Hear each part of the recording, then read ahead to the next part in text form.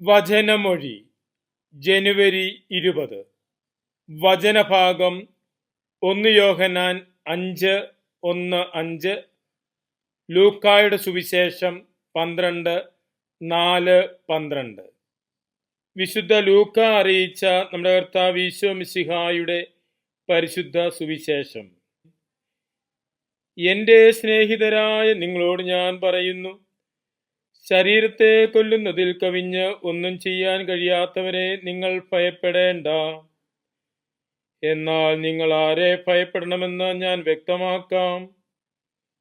കൊന്ന ശേഷം നിങ്ങളെ നരകത്തിലേക്ക് തള്ളിക്കളയാൻ അധികാരമുള്ളവനെ ഭയപ്പെടുവിൻ. അതെ, ഞാൻ പറയുന്നു, അവനെ ഭയപ്പെടുവിൻ. 5 കുരുവികൾ 2 നാണയത്തിന് വിൽക്കപ്പെടുന്നില്ലേ?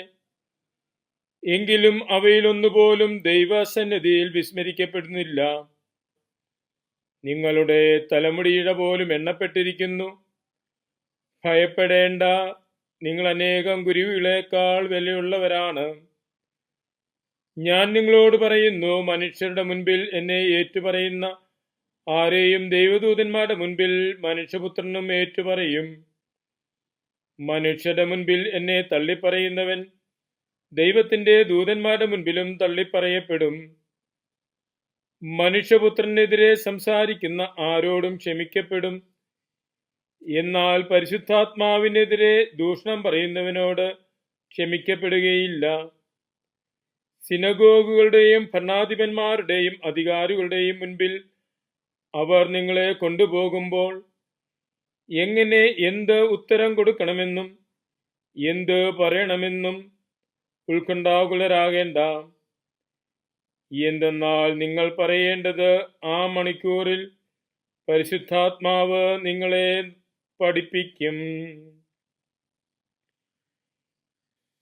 ഈശോയിൽ സ്നേഹമുള്ളവരെ, ഇന്ന് സുവിശേഷത്തിലൂടെ ഈശോ നമ്മോട് പറയുന്നത്, ശരീരത്തെ കൊല്ലുന്നതിൽ കവിഞ്ഞ് ഒന്നും ചെയ്യാൻ കഴിയാത്തവരെ നിങ്ങൾ ഭയപ്പെടേണ്ട എന്നാണ്. ആദിമ സഭയുടെ പശ്ചാത്തലത്തിലാണ് ഈശോ സംസാരിക്കുന്നത്. കാരണം ആദിമ സഭയിൽ ധാരാളം പീഡനങ്ങളും മർദ്ദനങ്ങളും രക്തസാക്ഷിത്വങ്ങളും ഉണ്ടായിരുന്നു. ആ അവസരത്തിൽ വിശ്വാസത്തെ പ്രതി രക്തസാക്ഷിയാകുന്നതിലും പീഡനങ്ങൾ ഏൽക്കേണ്ടി വരുന്നതിലും ഭയപ്പെടേണ്ട. ലോകത്തിൻ്റെ മുൻപിൽ, മനുഷ്യരുടെ മുൻപിൽ ഈശോയെ ഏറ്റുപറയുന്നവരെ ദൈവത്തിൻ്റെ മുൻപിൽ, ദൈവദൂതന്മാരുടെ ഇടയിൽ ഈശോയും ഏറ്റുപറയും. അവൻ സ്വർഗരാജ്യത്തിന് അർഹമായി തീരും എന്നാണ് തിരുവചനം പറയുന്നത്. ഈ ലോകത്തിൽ സഹനങ്ങളും മർദ്ദനങ്ങളും പീഡകളും ഉണ്ടാകുമ്പോൾ ദൈവത്തെ തള്ളിപ്പറയുകയല്ല, ആ സഹനങ്ങളിലും വേദനകളിലും ദൈവത്തിന് സാക്ഷ്യം നൽകുവാനായിട്ടുള്ള വിളിയാണ് ക്രൈസ്തവ ജീവിതം. ആ വിളിയോട് വിശ്വസ്തത പുലർത്തി ജീവിക്കണമെന്നാണ് തിരുവചനം നമ്മെ ഓർമ്മിപ്പിക്കുന്നത്. അതിന് ദൈവാരൂപിയുടെ സ്വരം ശ്രവിക്കേണ്ടിയിരിക്കുന്നു. കാരണം ദൈവാരൂപിയാണ് ഓരോ സമയത്തും എന്തു പറയണം, എന്ത് പ്രവർത്തിക്കണമെന്ന് നമ്മെ പ്രചോദിപ്പിക്കുന്നത്.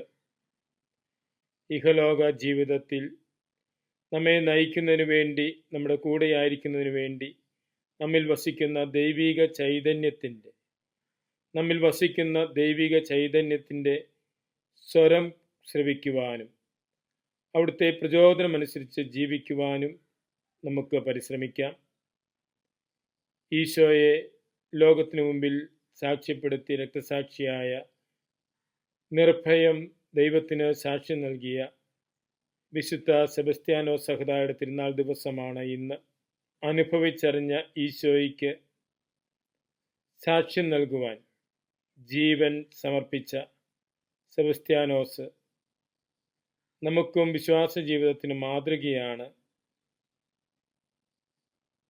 ഈശോയുടെ നാമത്തിൻ്റെ മഹത്വത്തിൽ വിശ്വസിക്കുവാനും ആ മഹത്വം ജീവൻ വെടിയേണ്ടി വന്നാലും കാത്തു സൂക്ഷിക്കുവാനുള്ള കൃപ നമുക്ക് പ്രാർത്ഥിക്കാം. മിശിഹ നമ്മെ അനുഗ്രഹിക്കട്ടെ.